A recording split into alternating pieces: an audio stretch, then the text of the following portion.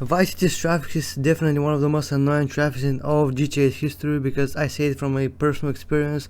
Because when I'm driving my favorite car listening to 1980s music, the radio via Vice City, and I get smashed into another car, yeah, it's not good experience. But today we're gonna look at two ways to manipulate and glitch the traffic so it doesn't spawn any cars at all, and so you can drive your favorite car with no traffic, so you can chill while listening to music and driving to the town of Vice City. The first thing we're gonna look at is how the traffic actually works. Now we have to look at the game's code, and by looking at the game's code we see that the game's memory is limited. It's not very much. We can simply see that the game doesn't have a lot of memory by just driving in a certain direction, and when we pass through certain vehicles and then we switch cameras to look behind us, we see that the traffic is gone, so the memory is very limited. This is a very helpful thing to know when you want to manipulate the traffic. Another way to see that the game's memory is limited is when you're on the road without a vehicle, and then you look at the vehicle and then you turn your camera down and then you look back and you see that there is no vehicle. That means that the game despawned the vehicle that is not visible to players, so it doesn't take a memory.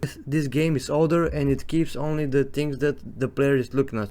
So this means that when you're not looking at the traffic, it's not there.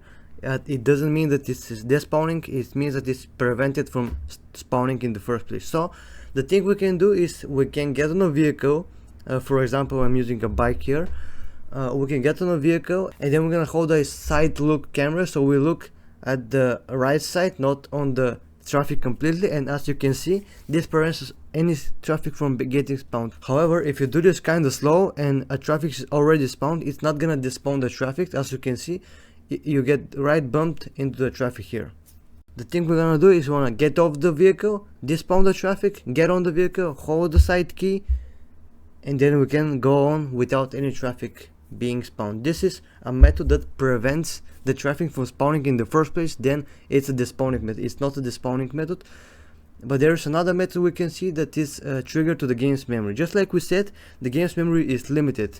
That's why we can glitch cars. If we dedicate a certain vehicle to the game's memory so it can be despawned, the game is gonna keep this vehicle. If we do it with a number of vehicles, the game is gonna storage this vehicle and it will not spawn any traffic, because the traffic takes a lot of the game's memory and it doesn't want to spawn it all. So the way we can glitch a vehicle in this game is we get in front of the vehicle, we shoot at the vehicle, and when the driver is getting out of the car, we want to play a short replay via F1. This glitches the car into not being able for you to drive. You can get on the vehicle, but this also dedicates the vehicle to the game's memory, so you can drive away, you can go wherever you want of the map, and if you come back, this vehicle is gonna be still here with the driver, and you can drive to the driver with no problem.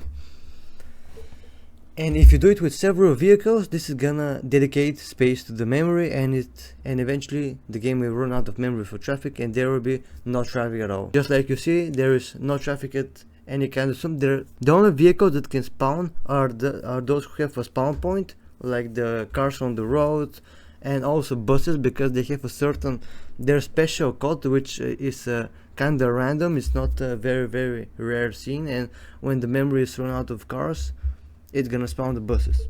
This also means that a very little pedestrians will gonna be spawned on the road, so there will be not many. Not much as cops will be spawned. So if you get a wanted level, if you get a wanted level of 2, there will be no cops. But if you get a wanted level of 3, then it's gonna spawn roadblocks and a lot of things. But there will be no cops chasing you in the vehicles, because there won't be any choppers, because also by glitching the game's memory that way, memory is limited, the game can't spawn that much things as it used to. These two ways help you. Maybe more the second way is gonna be used to you, because the first way via the camera is most used in speedrunning. But if you're using the second method, you can do this, and that way the roads are gonna be empty and you can drive with listening to your music or whatever you want to drive. You just want to drive. This is the way you can do it, just glitching the several cars. The replay system is actually PC too, so you can do this on consoles, which is kind of bad. But so in a console you can do this because you need a replays for this system. And there's also a way, if you don't have a gun, you can block the driver's side door of a certain vehicle.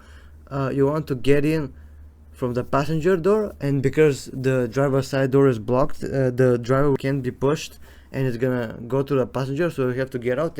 When he's getting out, you want to play a replay again, and this also blocks the car. This is also used in GTA 3, by the way, but we can talk this in another video. But yeah, this is the ways you can glitch traffic in Vice City and make it a very more compliant. So yeah, nobody likes to crash into random vehicles, and especially this traffic is insane in this game. So yeah, that was all I had to say.